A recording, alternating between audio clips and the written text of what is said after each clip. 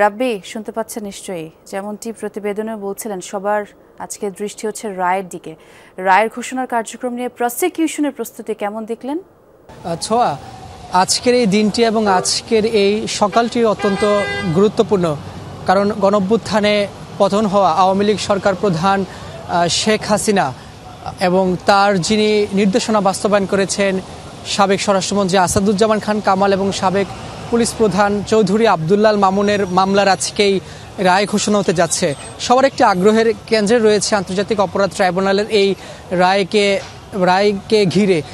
যদিও এখানের যে নিরাপত্তা সেটিও জোরদার করা হয়েছে। আমরা এখনও ট্রাইব্যুনালে প্রবেশ করতে পারিনি, কারণ ট্রাইব্যুনালের নিরাপত্তার স্বার্থে এখনও কাউকে ট্রাইব্যুনালের ভেতরে প্রবেশ করতে দেওয়া হয়নি। 9টার পরপরই আমাদেরকে প্রবেশ করার সুযোগ দিবেন। তবে আজকের এই কার্যক্রম 11টার দিকে শুরু হওয়ার কথা রয়েছে এবং 11টার পরপরই জানা যাবে যে এই যে ছাত্র জনতাকে হত্যার দায়ে সাবেক প্রধানমন্ত্রী শেখ হাসিনা এবং সাবেক স্বরাষ্ট্রমন্ত্রী আসাদুজ্জামান খান কামাল এবং সাবেক পুলিশ প্রধান চৌধুরী আবদুল্লাল মামুনের কি সাজা হতে পারে বা অন্য কোনো সাজা হবে কিনা বা কি ধরনের তাদের এই কার্যক্রম হবে সেটিও জানা সম্ভব হবে। তবে সার্বিক বিষয় যদি বলা যায় যে এই মামলারও একটি গুরুত্বপূর্ণ মামলা, কারণ জুলাই আগস্টের আন্দোলন চলাকালীন সময়ে অনেকগুলো হত্যাকাণ্ড হয়েছে। সেখান থেকে সুনির্দিষ্ট 5টি অভিযোগকে আলাদা করা হয় শেখ হাসিনা সহ এই 3 জনের বিরুদ্ধে, যাতে ন্যায় বিচারটি নিশ্চিত করা যায়, স্বচ্ছতা নিশ্চিত করা যায়। প্রসিকিউশন থেকে এরকমটি বলা হচ্ছিল যে 5টি অভিযোগ তাদেরকে সুনির্দিষ্টভাবে করা হয়েছে। তার প্রথম অভিযোগটি আনা হয়েছে গণভবনে বসে শিক্ষার্থীদের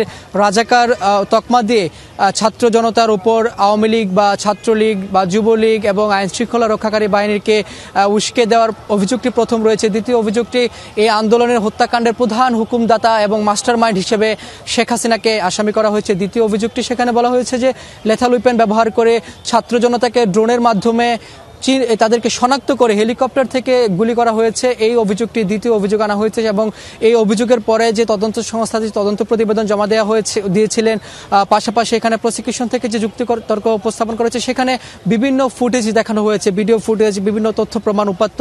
এই উপাত্তগুলো ট্রাইব্যুনালকে প্রসিকিউশন দিয়েছে। পাশাপাশি আরও একটি অভিযোগ রয়েছে যে শিক্ষার্থী আবু সাইদ হত্যা মামলায় এখানে শেখ হাসিনার তাকে অভিযুক্ত করা হয়েছে। আরও যে 2জন আসামি রয়েছে তাকে অভিযুক্ত করা হয়েছে।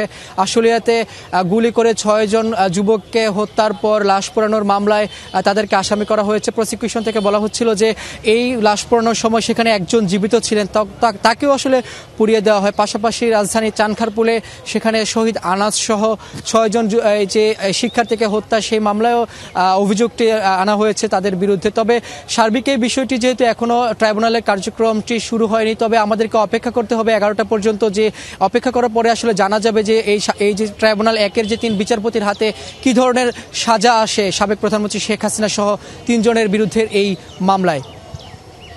জি রাব্বি, আমরাও আছি অপেক্ষায়। আপনার সঙ্গে আবারও যোগ দিয়ে আপডেটগুলো জেনে নেব। ধন্যবাদ।